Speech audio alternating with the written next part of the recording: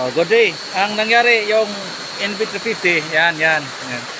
Ah, nag high temperature kasi yung coolant tumatagos na dito sa radiator. So biglang nag high temp. So kailangan ng palitan kasi wala na, may crack na dito. So pag bibili kayo ng bagong radiator, kailangan yung parehas yung sa may code. Yan dito, makikita yan dito. Yan. PA66-JF30. Oh, yan, Nissan. Tapos itong may sa may inlet, wala na. Converted na ito kasi dati ito nasisira na. Yung plastic dito sa may baba, pag sa katagalan, mag-brittle na ito. So ito yung muna masisira, yung sa may inlet. So, sa kalaunan, habang tumatakbo yung sasakyan, yan, magbitak na dito. Tumatagas na yung coolant.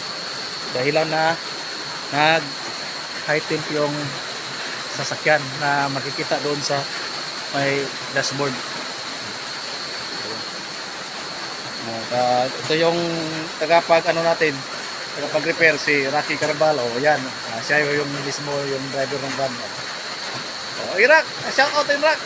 Okay. Ito na yung original na radiator. Pinapalitan ito dahil may sira na. Ito yung dahilan na bakit tumataas yung temperature ng NV350. So, nilagyan natin ng hose dito. Pinapadaloy natin yung tubig. Tapos lumalabas dito. Yan. Takpan natin. Yan, makikita dito yung leak. Yan, tumatagos ang tubig. Yan. Dahil may leak, mababa na yung coolant. So, nauubos na. So, habang tumatakbo, tumataas na ang temperature. Delikado na pag pabayaan, pag overheat yung engine. So, yan. Pag ganyan, tumataas ang temperature. Pag naging 7 to 8 bars na, dapat hinto na.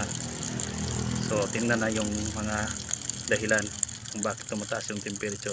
So dito nakikita yung leak sa radiator. So ang ginawa, ito pinapalitan.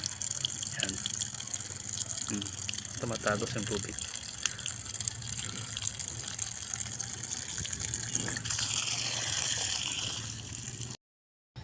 Ito yung bagong radiator na Evercool. Papalitan na yung luma.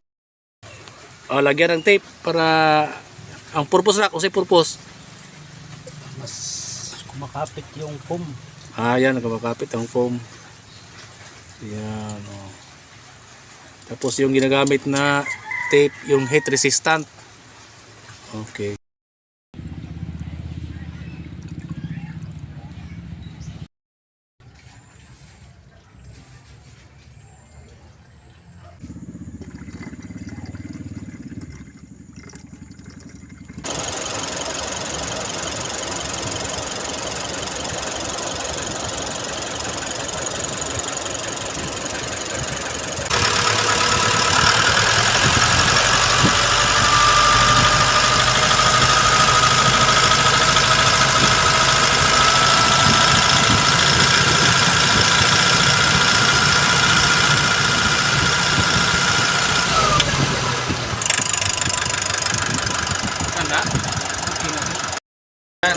Magana na yung sa ulang natin sa radiator. Ayan.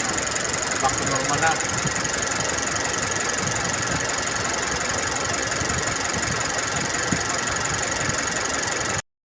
Ito yung ginagamit na coolant na anti-freeze o kulay blue. Ayan.